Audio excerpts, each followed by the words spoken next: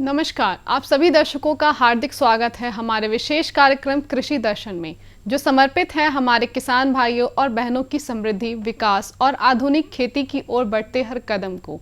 इस मंच के माध्यम से हम लाते हैं खेती से जुड़ी जरूरी खबरें, मंडी के ताज़ा भाव, मौसम का हाल, नई तकनीकों की जानकारी, विशेषज्ञों की सलाह और साथ ही प्रेरणादायक कहानियाँ भी।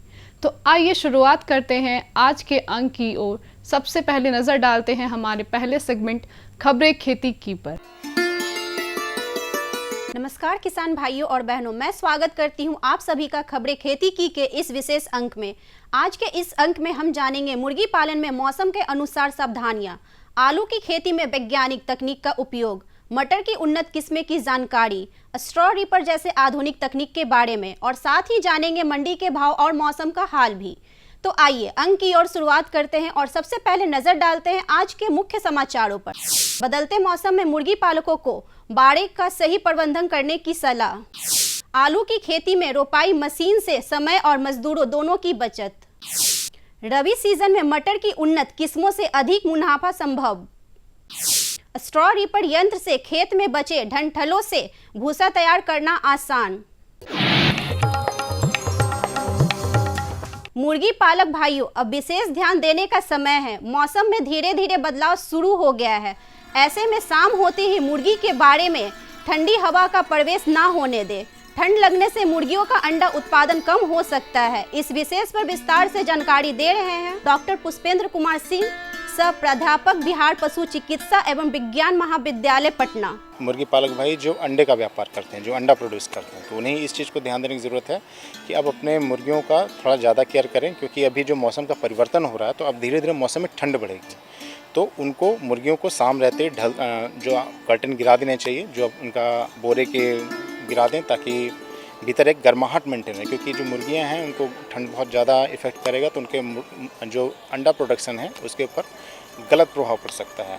और एक चीज़ और मैं मुर्गी पालक भाइयों से ये कहना चाहूँगा कि अब जो आपने अप्रैल के महीने में, मार्च अप्रैल के महीने में जो आपने चूजे ले आए थे, जो आपने ब्रूडिंग किया था, अब समय आ गया है कि अब वो मुर्गियाँ धीरे धीरे अंडे पे आएंगी, अंडे पे आनी शुरू हो गई। धीरे धीरे आपका महीने भर का समय लमसम लगेगा कि वो अब उनके जो मुर्गियों के अंडे होंगे, शुरू में वो छोटे आकार के होंगे, लेकिन अब धीरे धीरे अगर आप उनका अच्छे से ख्याल रखते हैं तो धीरे धीरे वो अंडों का साइज़ बढ़ेगा। और अब जैसे कि ठंड का सीजन आ रहा है, तो आपको अच्छे रेट भी मिलेंगे। तो कोशिश करिए कि आपके बाड़े में ऐसी कोई समस्या ना हो, ऐसा कोई स्ट्रेस वाली कंडीशन ना हो जिससे कि मोर्टेलिटी हो, मुर्गियाँ मरे, क्योंकि जितनी ज़्यादा ही मुर्गियाँ होंगी उतना ही ज़्यादा अंडे होंगे और उतना ज़्यादा आपको प्रॉफिट होगा। किसान भाई, अगर आप आलू की खेती कर रहे हैं तो वैज्ञानिक तकनीक अपनाकर बेहतर उत्पादन प्राप्त कर सकते हैं। इन दिनों आलू की रोपाई का समय चल रहा है। इसे मशीन की मदद से पंक्ति में लगाएं। इससे पौधे की दूरी सही बनी रहती है और समय तथा मजदूर दोनों की बचत होती है।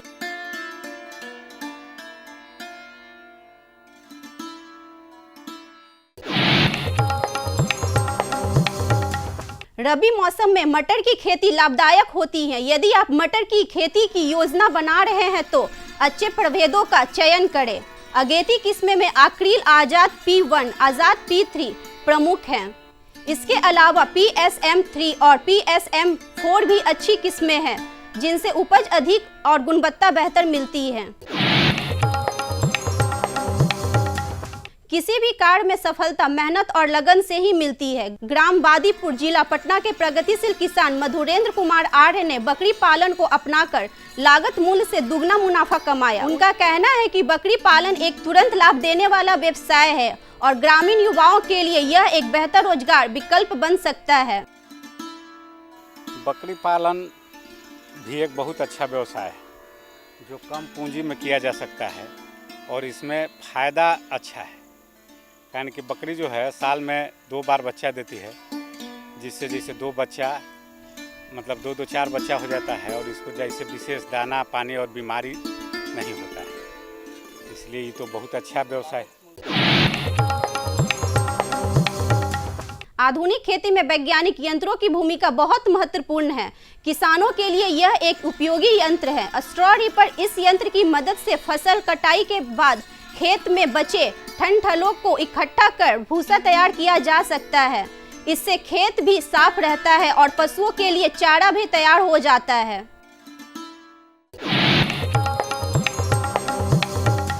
अब जानते हैं पटना की अनाज मंडी के ताजा बाजार भाव।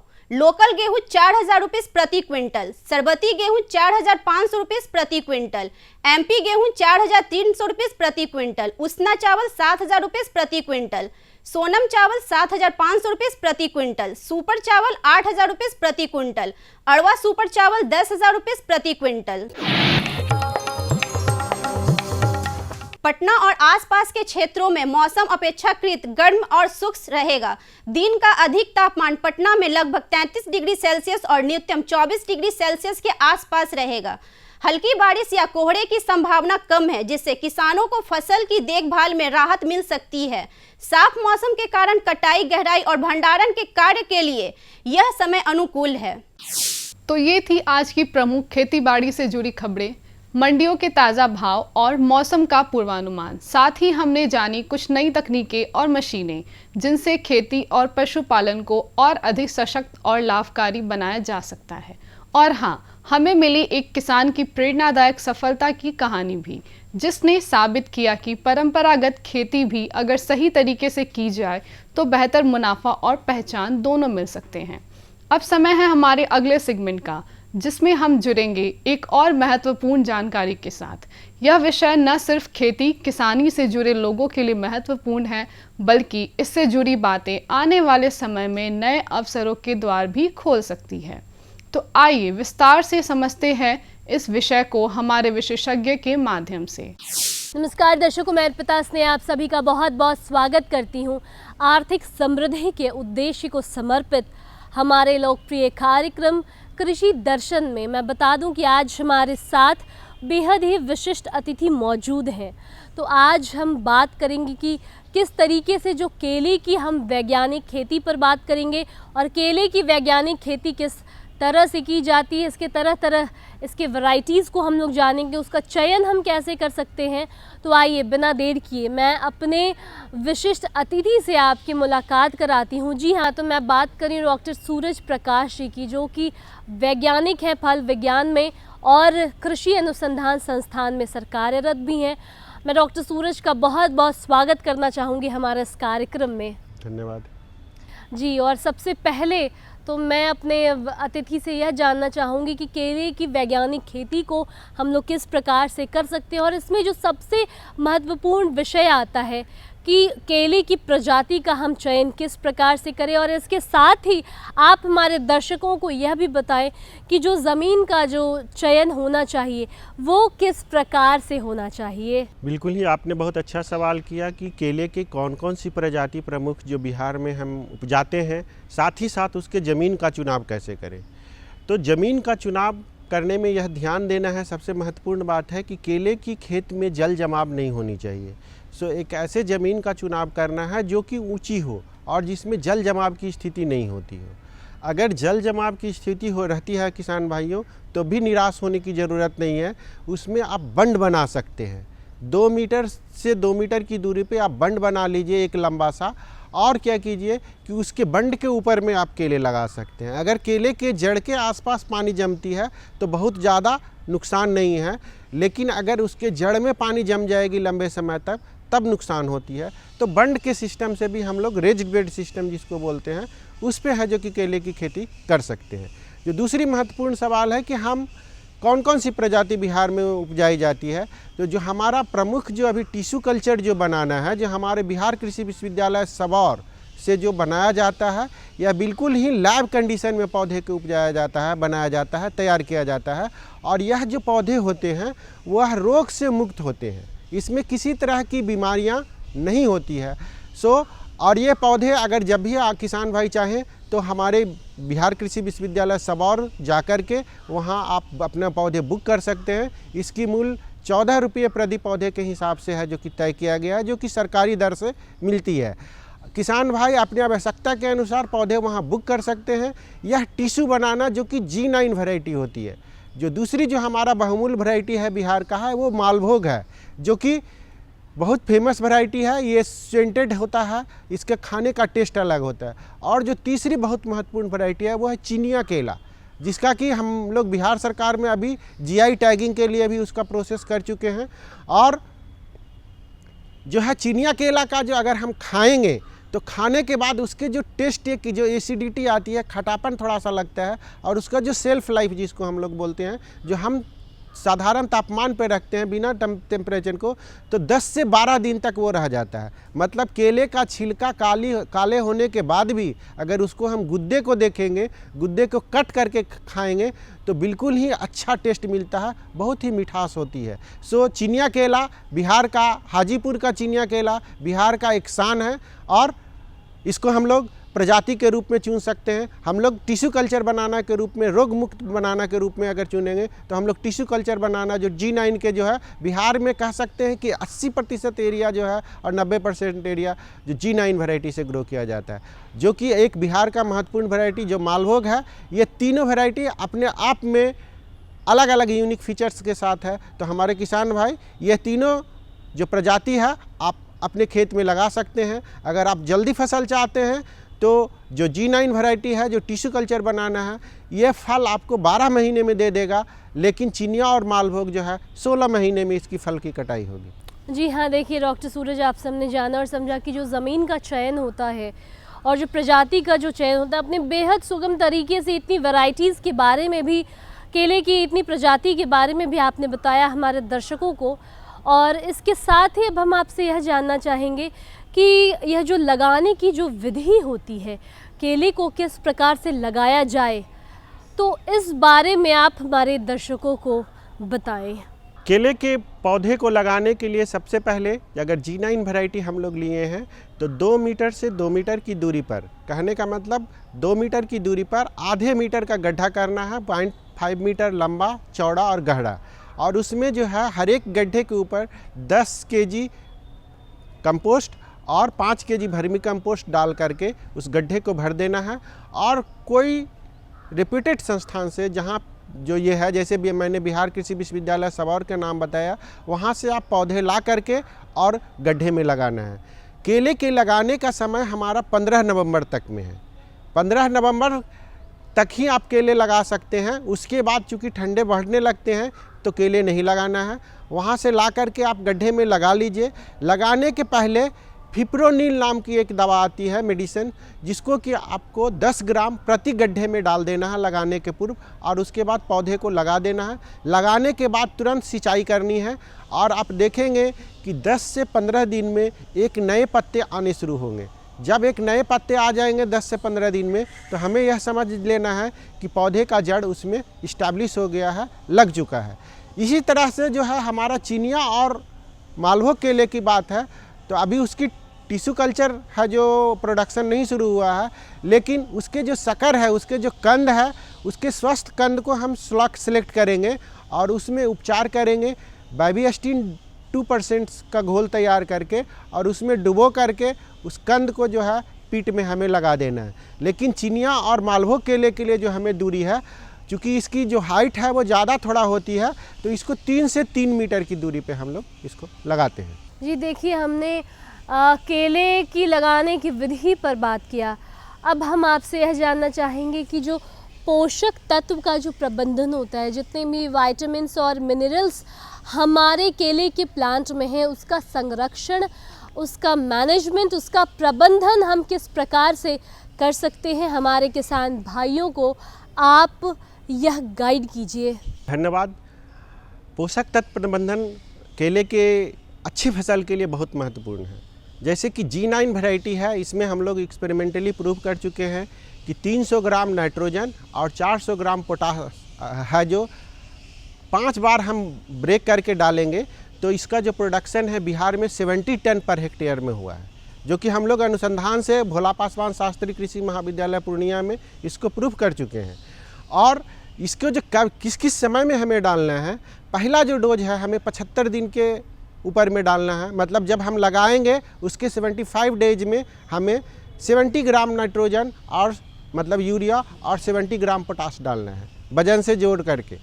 उसके बाद फिर जो हमें है जो 110 दिन के बाद में जो है हमें फिर से 70 ग्राम और 70 ग्राम की मात्रा डालना है और 165 डेज के बाद में हमें जो है फिर से 70 ग्राम डालना है। या अगर 165 जोड़ेंगे मंथ के हिसाब से तो 5 to 6 मंथ हो जाता है टिश्यू कल्चर बनाने के G9 वैरायटी में।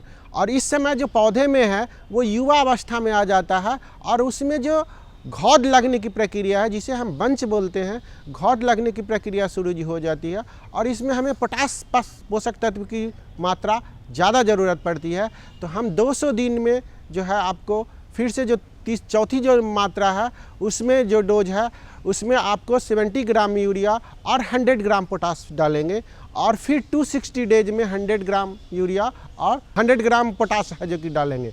इससे फ़ायदा ये होता है हम स्प्लिट डोज डालते हैं तो जब पौधे की ज़रूरत होती है तो हमें उर्वरक मौजूद होता है मिट्टी में और यह तेज़ी से ऑब्जर्व करता है। साथ साथ में इससे जो हमारा जो फल की क्वालिटी है, कहने मतलब जो घौद जो है वो लंबे साइज का निकलता है, उसमें जो फिंगर्स निकलते हैं जिसको हम लोग हत्था बोलते हैं, उसकी क्वालिटी, उसके फल की साइज, ये सभी अच्छा होता है।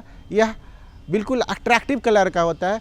जैसे ही हमारा ये प्रबंधन होगा उसके साथ साथ समय के अनुसार हमें पानी का प्रबंधन भी उसी में करते चलना है। और साथ में यह बात को ध्यान रखना है कि जब भी हमारा 9 मंथ्स में करीब करीब घौद निकलने की प्रक्रिया शुरू हो जाती है तो हम उसको पीपीपी बैग जो बोलते हैं, पॉलीप्रोपिलीन बैग, ताकि कोई भी उसमें कीड़े जा कर के उसको स्किन को डैमेज नहीं करे, वो देखने में भी बिल्कुल अट्रैक्टिव लगे, तो हम पीपीपी बैग से कवर कर देते हैं। तो मैनेजमेंट के साथ साथ पोषक तत्व प्रबंधन के साथ साथ हमें पीपीपी बैग का भी इस्तेमाल करना बहुत ज़रूरी है केलों में, क्योंकि यह जो है मैच्योरिटी के ड्यूरेशन को हमारा कम कर देता है। जैसे हमारा मैच्योर है वो 90 से 100 दिन में होता है, अगर पीपीपी बैग हम लोग लगाएंगे तो 80 दिन में ही हमारा 80 से 90 दिन में मैच्योर हो जाता है। सर, आप हमारे कार्यक्रम में आए, अपना कीमती वक्त दिया, इसके लिए आपको बहुत बहुत धन्यवाद। तो हमारे प्यारे दर्शकों, इस तरीके से हमने डॉक्टर सूरज प्रकाश जी से जाना और समझा कि केले की जो वैज्ञानिक खेती है वो किस प्रकार से हो सकती है और किस तरीके से जो केले की जो प्रजाति का जो सिलेक्शन होना चाहिए, जो पौधे का सिलेक्शन होना चाहिए और जो ज़मीन का सिलेक्शन होना चाहिए वो किस प्रकार से होना चाहिए। हमने यह भी बात की कि जो उर्वरक मैनेजमेंट होता है वो कैसा होना चाहिए, केले के पौधे की लगाने की विधि को हम कैसे देख सकते हैं, जो पोषक तत्व प्रबंधन होता है ये सब कैसे होना चाहिए। उम्मीद है कि इतनी जो हमने बातचीत की आपके लिए बेहद ही लाभदायक रही होगी, मेरे प्यारे किसान भाइयों के लिए। तो इसी के साथ आप सबों से मैं आपकी एंकर अर्पिता स्नेह विदा लेती हूँ इस वादे के साथ कि हम फिर मिलेंगे अगले कार्यक्रम में कृषि दर्शन के इसी प्लेटफॉर्म पर एक नए विषय और विशेषज्ञ के साथ। तब तक के लिए आप मुझे और मेरी पूरी टीम को दीजिए इजाज़त। नमस्कार। विशेषज्ञ से मिली ये उपयोगी जानकारियाँ निश्चित रूप से आपके लिए लाभकारी सिद्ध होंगी। अब समय है एक छोटे से विराम का, आप कहीं जाइएगा मत, क्योंकि ब्रेक के बाद हम लौटेंगे और भी रोचक और उपयोगी जानकारी के साथ। बने रहिए हमारे साथ कृषि दर्शन में। हर जोखिम से निकल कर फसल आए, सुरक्षित हो जाए, फसल बीमा से हर किसान अब आत्मनिर्भर हो जाए। अब सूखा पड़े या बाढ़ आ जाए कोई डर नहीं, अब ओले पड़े या कीट पतंगे फसल खा जाए कोई फिक्र नहीं। अब कैसी भी आपदा हमारी फसल पे आ जाए, क्षति होने पर हमारे दावों का उचित भुगतान मिलता है, क्योंकि हमने लिया है प्रधानमंत्री फसल बीमा। बुआई से फसल कटाई तक हर जोखिम का दावा, न्यूनतम प्रीमियम पर अधिकतम भुगतान का वादा। योजना से हर साल जुड़ रहे हैं 5 करोड़ से ज्यादा किसान। अब आपकी है बारी। नजदीकी कृषि कार्यालय, सहकारी समिति, बैंक शाखा, अधिकृत बीमा कंपनी या जन सेवा केंद्र में स्वेच्छा से करा सकते हैं पंजीकरण। फसल बीमा पोर्टल या फसल बीमा ऐप द्वारा भी किया जा सकता है पंजीकरण। ब्रेक के बाद एक बार फिर से स्वागत है आपका हमारे खास कार्यक्रम कृषि दर्शन में। अब पेश है हमारा अगला सेगमेंट, एक संक्षिप्त लेकिन ज्ञानवर्धक फीचर फिल्म, जिसमें हम देखेंगे खेती से जुड़ी महत्वपूर्ण विषय पर एक रोचक प्रस्तुति। तो आइए देखते हैं आज की यह विशेष फिल्म। मधु क्रांति, एक नए युग का आगाज। मधु क्रांति विकास के नए रास्ते खोल रही है, मधुमक्खी पालकों के जीवन स्तर को बेहतर बना रही है, साथ ही पूरी दुनिया में शहद के क्षेत्र में भारत को एक नई पहचान दिला रही है। भारत सरकार मधुमक्खी पालकों की आय को बढ़ाने और उन्हें आत्मनिर्भर बनाने के उद्देश्य से देश में मधुमक्खी पालन के संवर्धन और विकास के लिए सभी आवश्यक सहायता प्रदान कर रही है। किसान तरक्की की राह पर आगे बढ़ रहे हैं। मधुमक्खियां न सिर्फ शहद देती हैं, बल्कि पर्यावरण और कृषि के लिए भी आवश्यक हैं। यूं तो भारत में लंबे समय से लोग मधुमक्खी पालन का काम पारंपरिक तरीकों से करते आ रहे हैं, लेकिन आज के समय में इस क्षेत्र में अपार संभावनाएं भी हैं और जरूरत भी है। मधुमक्खियों की इसी जरूरत और योगदान का जश्न मनाने और इसे और बारीकी से समझने के लिए ही मनाया जाता है विश्व मधुमक्खी दिवस। इसी आवश्यकता को समझते हुए 2020 में राष्ट्रीय मधुमक्खी पालन और शहद मिशन की शुरुआत हुई। उद्देश्य स्पष्ट था, मधुमक्खी पालन के कार्य को वैज्ञानिक और तकनीकी रूप से विकसित करना और ज्यादा से ज्यादा लोगों को इसके लिए प्रोत्साहित करके मधु क्रांति के सपने को साकार करना। मधुमक्खी पालन से मिलने वाले उत्पाद जैसे शहद, बी वैक्स, रॉयल जेली और पॉलन आदि कई क्षेत्रों में प्रयोग किए जाते हैं। न केवल ये देश के किसानों के लिए आय बढ़ाने का एक साधन बना है, बल्कि तमाम लोगों के जीवन को बेहतर बनाने के साथ साथ देश के आर्थिक विकास में भी योगदान दे रहा है। 2013-14 में उत्पादन 76,000 मीट्रिक टन से बढ़कर 2022-23 में 1,40,000 मीट्रिक टन से अधिक हो गया है। 2013-14 में शहद का निर्यात 28,000 मीट्रिक टन से बढ़कर 2022-23 में 79,928 मीट्रिक टन से अधिक हो गया है। 3 विश्व स्तरीय अत्याधुनिक टेस्टिंग लैब और 31 मिनी शहद टेस्टिंग लैब स्थापित हुई। राष्ट्रीय मधुमक्खी पालन और शहद मिशन की कामयाबी सिर्फ आंकड़े ही बयान नहीं कर रहे, कहानियां खुद इसकी सफलता की बानगी पेश कर रही हैं। मैंने 1990 में मधुमक्खी पालन शुरू किया, 2 बॉक्स से शुरू किया और आज हमारे पास लगभग 4,200 बी बॉक्सेस हैं। लगभग 17 तरह के हनी हम लोग प्रोड्यूस करते हैं, जो डिफरेंट एरियाज़ में बी को माइग्रेट करके प्राप्त होते हैं। इसके अलावा जितने बी बॉक्सेस मैन्युफैक्चरिंग यूनिट है हमारे पास, वैक्सीट मैन्युफैक्चरिंग यूनिट है, 20 मीट्रिक टन पर डे का हनी प्रोसेसिंग प्लांट है। आज हमारा जो उत्पादन है वो 1 लाख केजी लगभग एनुअली हम लोग प्रोड्यूस करते हैं। यमुनानगर के सुभाष काम्बोज मधुमक्खी पालन के अपने काम के चलते आज देश भर में जाने जा रहे हैं। मैंने सिर्फ अपने पोलिनेशन के लिए और शहद खाने के पर्पज से ये बॉक्स रखे थे। जब मैंने देखा कि मधुमक्खियां भी बढ़ रही हैं और हमें शहद भी मिल रहा है, तो मैंने फिर प्रोफेशनल तौर पे इसी काम को ही करने की सोची और आज की तारीख में मैं लगभग 1500 बॉक्स पे मधुमक्खी पालन कर रहा हूँ। ज्यादा से ज्यादा लोग इस मिशन का हिस्सा बन रहे हैं। इतना ही नहीं, ये मिशन नारी शक्ति को और अधिक सशक्त बनाने में भी बड़ा योगदान दे रहा है। अभी तक महिलाओं के 164 स्वयं सहायता समूहों को इससे जोड़ा जा चुका है। इसी तरह मधु क्रांति पोर्टल पर अभी तक लगभग 14,000 से अधिक पालक और 22 लाख से अधिक कॉलोनीज रजिस्टर हो चुकी हैं। आज भारत प्राकृतिक शहद का 6वां सबसे बड़ा निर्यातक देश है। भारत मधुमक्खी पालन और शहद उत्पादन के क्षेत्र में सारी दुनिया के लिए एक मिसाल के तौर पर उभर कर सामने आ रहा है। मधु क्रांति आय और रोजगार के अवसर बढ़ाए। तो दर्शकों, यही था कृषि दर्शन का आज का अंक, जहां हमने जानी खेती से जुड़ी अहम खबरें, मिले विशेषज्ञ की सलाह, देखी आधुनिक तकनीक और उपकरणों की जानकारी और सुनी एक प्रेरणादायक सफलता की कहानी। हमें पूर्ण विश्वास है कि यह कार्यक्रम आपके लिए उपयोगी और जानकारीपूर्ण रहा होगा। हम फिर हाजिर होंगे ऐसे ही और भी रोचक और ज्ञानवर्धक विषयों के साथ। तब तक आप स्वस्थ रहें, खुशहाल रहें और खेती के क्षेत्र में लगातार आगे बढ़ते रहें। नमस्कार। हमारा पता है कृषि दर्शन, कमरा नंबर 203 द्वारा केंद्र निदेशक दूरदर्शन केंद्र पटना, फ्रेजर रोड पटना। आप हमसे ईमेल के माध्यम से भी संपर्क कर सकते हैं। हमारा ईमेल है directorddkpatna@gmail.com या kddkpatna@gmail.com।